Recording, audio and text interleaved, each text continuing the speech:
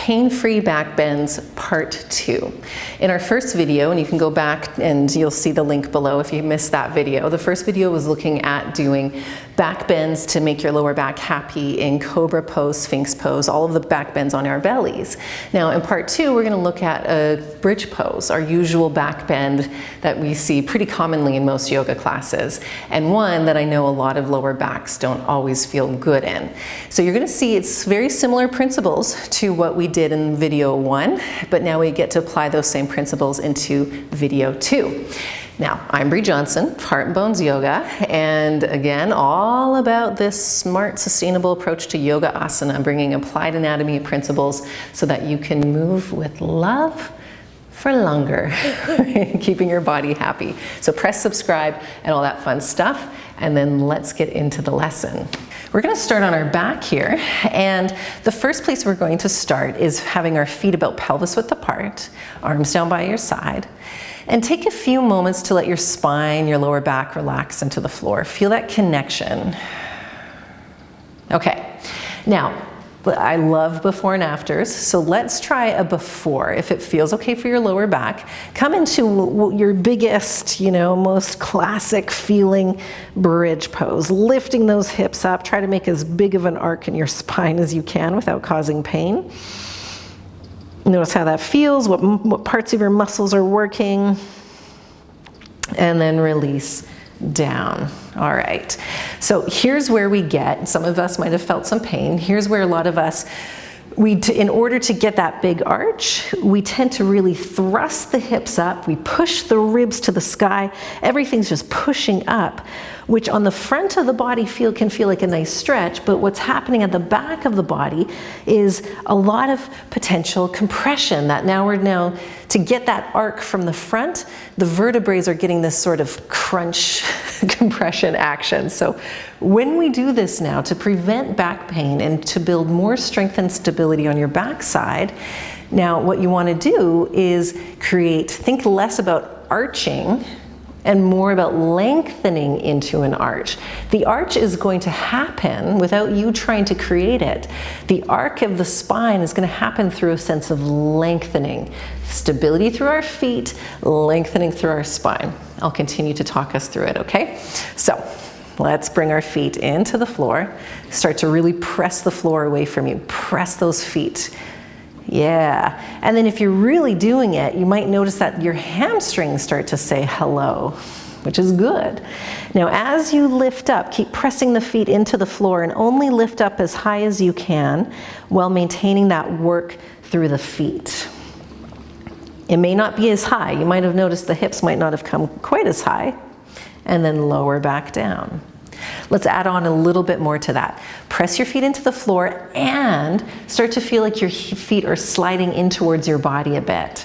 So they're sliding in without actually moving anywhere. So feet press down, feet slide in. Oh, that should hopefully kick on your backside a little bit more, hamstrings, glutes. And then lift again, only as high as you can keep the work of the hamstrings and glutes. The feet press down and start to feel like they're moving in towards you. Okay, good, release down. So the work that we hopefully got a sense of back here is what we want to maintain. A lot of us start to feel it in the knees and the quads when we do this kind of pushing and reaching up through the hips. So instead, transfer the steadiness and stability into the backside through the work of your feet.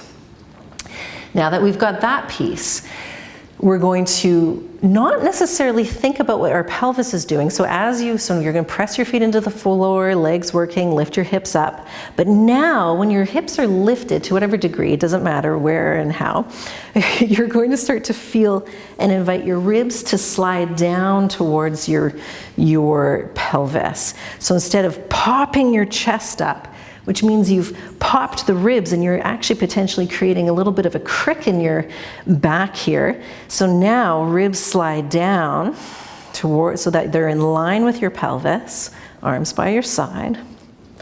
Keep pressing the feet down and then lower it all down. Notice how that felt. That might have created a little bit of a different sensation of work. And again, we're not getting into a back bend arc feeling that we might have done in the first place, but especially for those of you who are able to actually have the mobility in your hips and spine to do a really big rounding arc, this is going to be better because now you're going to be building strength all along the backside. Let's do that one more time. Arms can just kind of gently be down by your side, actively pressing into the floor if that helps.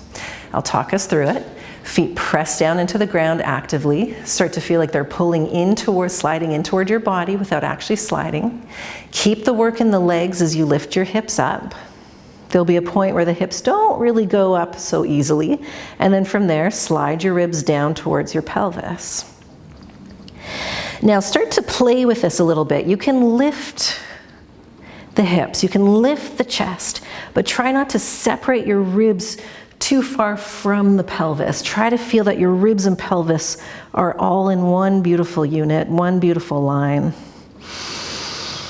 Good, so allow the strength of the backside to hold you up. Your glutes will be working, your hamstrings, ribs, breathing, and then lower slowly down. Okay, so I hope that made sense and I hope you felt the difference.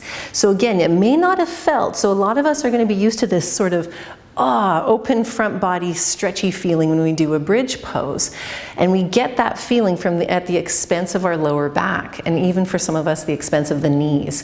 So instead, I invite you to explore reframing a sense of what back bending is for you, and knowing that strengthening the backside, strengthening your posterior chain, using the posterior chain here to create stability so that your spine can lengthen.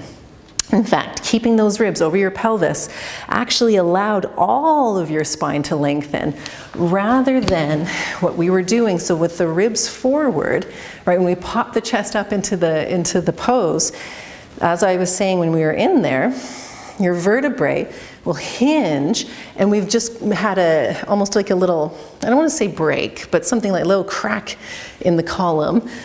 So because those ribs are pushing forward. So it looks like a back bend from the front, but a lot of collapsing and instability in the back. So beautiful length into the arc.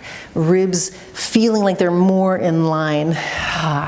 Okay, so who cares what it looks like on the outside? Meaning, if you're not getting as picture perfect as you might have done before, it doesn't matter, because on the inside what's happening, you're getting more strength and stability for your spine, you're getting more elongation for your spine, and you're getting that healthy and important strength and stability in your backside, which then keeps your knees healthier, keeps your spine and your lower back healthier. Okay. So keep trying it. If it doesn't make sense right away, I highly recommend trying it again and again. Don't come up as high. Work on pressing through the feet. It's fun. So I'm glad you're here doing these fun, sustainable versions of these poses. If you have questions, put them in the comments. Take a look at all the other tutorials and have a wonderful, pain-free yoga practice.